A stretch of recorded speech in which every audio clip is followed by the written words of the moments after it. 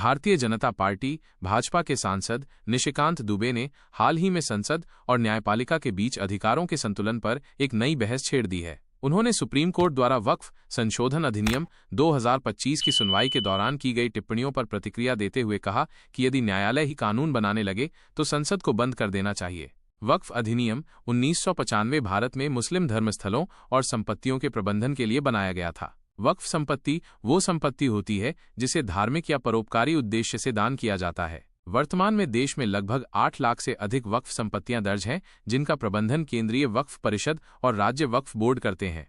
वक्फ संशोधन अधिनियम 2025 ने कई महत्वपूर्ण बदलाव किए हैं, जैसे केंद्रीय वक्फ परिषद में 2 मुस्लिम महिलाओं की अनिवार्य नियुक्ति, राज्य बोर्डों में विभिन्न मुस्लिम समुदायों का प्रतिनिधित्व सुनिश्चित करना और केंद्र सरकार को वक्फ संपत्तियों के पंजीकरण, लेखा परीक्षा और नियम बनाने की शक्ति देना। साथ ही ये कानून मुस्लिम वक्फ अधिनियम 1923 को पूरी तरह निरस्त कर देता है।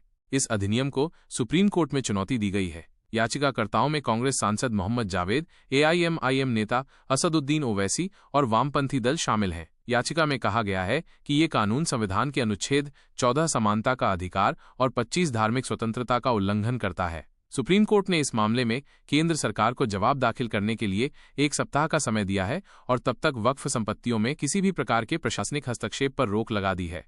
निशिकांत दुबे ने इस पर तीखी प्रतिक्रिया दी है। उन्होंने कहा कि यदि सुप्रीम कोर्ट ही कानून बनाने लगे तो फिर संसद की क्या आवश्यकता है। उन्होंने ये भी दावा किया कि न्यायपालिका कार्यपालिका के कार्यों में हस्तक्षेप कर रही है, जो संविधान के सिद्धांतों के खिलाफ है। उनका ये बयान इस व्यापक बहस का हिस्सा है कि क्या न्यायपालिका कभी-कभी अधिनियम निर्माण की भूमिका निभा रही है।